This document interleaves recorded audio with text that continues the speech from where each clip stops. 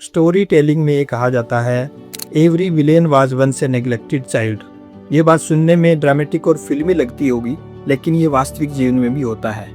बचपन के बुरे अनुभव इंसान के सोचने, समझने, महसूस करने और उसके रिएक्ट करने के तरीकों को बदल देती है। धीरे धीरे यही चीज़ें बच्चे के मन में एक इम्प्रेशन देती है कि शायद वो इम्पोर्टेड नहीं है, शायद वो कैपेबल नहीं है, शायद उसमें कुछ कमी है।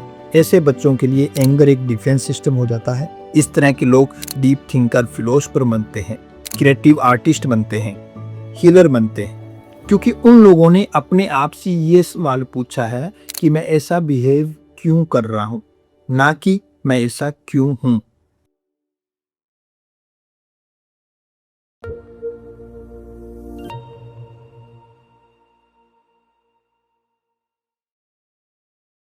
स्टोरी टेलिंग में ये कहा जाता है, every villain was once a neglected child.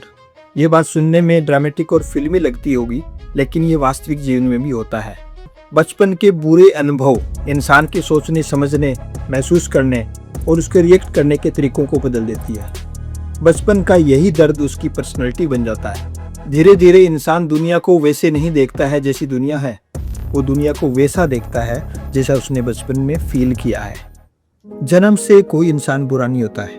बचपन के अनुभव इंसान के दिमाग को और उसके पर्सनैलिटी को डेवलप कर रही होती है। बचपन सिर्फ ग्रोइंग अप फेज नहीं है। उस दौरान इंसान का नर्वस सिस्टम ये सीख रहा होता है कि दुनिया सेफ है या डेंजरस, लोग भरोसे के लायक है या नहीं, इमोशंस को एक्सप्रेस करना चाहिए या दबाना चाहिए। द होल ब्रेन चाइल्ड और the boy who raised as a dog जैसी किताब में कहा गया है कि जो बच्चे अपने पेरेंट्स की डांट फटकार से और डर के माहौल में बड़े होते हैं, उनके दिमाग में एक बात ये घर कर जाती है कि वो सेफ नहीं है। बच्चा जब रोता है और उसको चुप नहीं कराया जाता है, ये डर के साथ चुप कराया जाता है, तो उसके दिमाग में एक बात घर कर जाती है कि वो सेफ नहीं है, दुनिया अच्छी नहीं है, या शायद उसमें ही कुछ कमी है। द नेग्लेक्टेड चाइल्ड आखिर होता क्या है? मनोवैज्ञानिकों के अनुसार इसका connection childhood trauma, neglect, rejection, attachment issue से जुड़ा होता है। जहाँ पे बच्चों को सेफ फील नहीं कराया गया होता, उनको सुना नहीं गया होता, उनको प्रॉपर तरीके से उनकी फिजिकल और इमोशनल नीड को पूरा नहीं किया गया होता। धीरे धीरे यही चीज़ें बच्चे के मन में एक इम्प्रेशन देती है कि शायद वो इम्पोर्टेड नहीं है, शायद वो कैपेबल नहीं है, शायद उसमें कुछ कमी है, लोग हर्ट करते हैं, दुनिया अच्छी नहीं है। इन्हीं नेगेटिव बिलीफ के साथ वो बड़ा होता है और यही नेगेटिव बिलीफ उसके पर्सनैलिटी का एक इम्पोर्टेंट हिस्सा बन जाते हैं। जब बच्चा लंबे समय तक fear, stress, emotional instability, parents की नेग्लेक्ट को फेस करता है, तो उसका ब्रेन सर्वाइवल मोड को अडॉप्ट कर लेता है। उसे छोटी छोटी चीजें भी थ्रेट लगने लगती है, और इसी वजह आपने देखा होगा कि इंसान छोटी छोटी बातों पे एक्सप्लोड कर जाता है, इनसिक्योर फील करता है, क्योंकि उसका इम्पल्स कंट्रोल कम हो जाता है, रिएक्शन तेज हो जाती है, और धीरे धीरे यही उसकी पर्सनैलिटी बन जाती है। ये गुस्सा बचपन की नेग्लेक्ट का रिजल्ट होता है। बच्चे अपने आप को प्रोटेक्ट करने के लिए इस तरह की हैबिट को अडॉप्ट करके अपने पर्सनैलिटी का हिस्सा बना लेते हैं। असली डैमेज कहाँ होता है? डैमेज सिर्फ दर्द से नहीं होता है, बल्कि बचपन की उपेक्षाओं और दर्द से उठी उन आइडेंटिटी से बनता है। बच्चा ये नहीं सोचता है कि उसके पेरेंट्स इमोशनली अनअवेलेबल थे या उसको प्रॉपर ध्यान से सुना या अटेंशन नहीं दी गई, बल्कि वो ये सोचता है उसमें ही कुछ कमी थी, शायद मैं कमजोर हूँ। और यहीं से उसकी फॉल्स आइडेंटिटी शुरू होती है कि मैं अच्छा नहीं हूँ, मैं कमजोर हूँ, मुझे सेफ रहना होगा, मुझे प्रूव करना पड़ेगा। और धीरे धीरे यही नेगेटिव फॉल्स बिलीफ उसकी पर्सनैलिटी का हिस्सा बन जाते हैं। इस माहौल में बड़े हुए बच्चों को अक्सर रीएश्योरेंस चाहिए होता है। उनमें trust issue, anger, emotional withdrawal जैसी भावनाएं घर कर जाती है। ये सिर्फ एक बिहेवियर नहीं होता है, ये उनकी पर्सनैलिटी का सर्वाइवल पैटर्न होता है।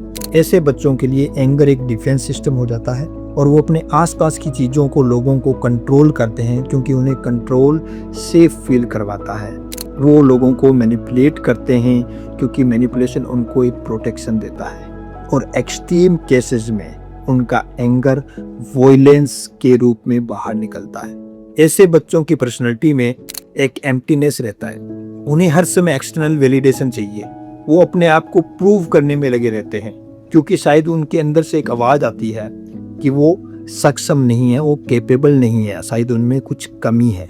और इसी प्रोटेक्शन का सहारा लेके वो अपने पर्सनालिटी के नेगेटिव बिलीफ को सच मान के दुनिया को उसी नज़रिए से देखते हैं। अगर आसान भाषा में बताऊं कि द नेग्लेक्टेड चाइल्ड क्या होता है, बच्चे को बचपन में एक इमोशनल हर्ट फील होता है, वो उस हर्ट फील को एक मीनिंग देता है, उस मीनिंग से एक सर्वाइवल पैटर्न डेवलप होता है और वो उस पैटर्न को बार बार रिपीट करता है और वही सर्वाइवल पैटर्न उसका आइडेंटिटी बन जाता है, उसके बिहेवियर का एक इम्पोर्टेंट पार्ट बन जाता है और उसी से वो अपनी आइडेंटिटी पर्सनालिटी डेवलप करता है और उसी पर्सनालिटी आइडेंटिटी के अनुसार अपने नज़रिए को बनाता है। यानी इंसान रिएक्ट नहीं कर रहा होता है, वो अपने पुराने अनुभवों के अनुसार ऑपरेट कर रहा होता है।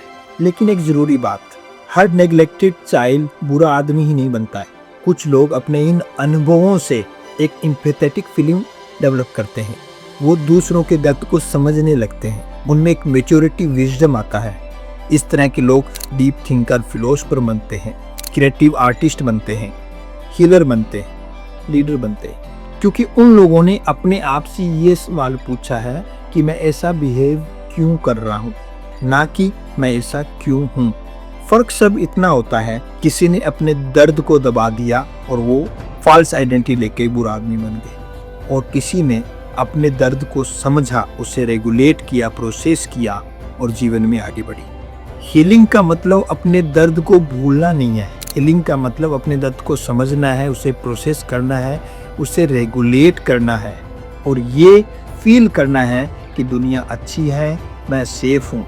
लेकिन इंसान में सबसे बड़ा बदलाव तब आता है जब वो हीलिंग प्रोसेस में अपने आप से पूछता है कि मेरे अंदर ये पैटर्न क्यों है, बजाय इसके कि मेरे अंदर क्या खराब है।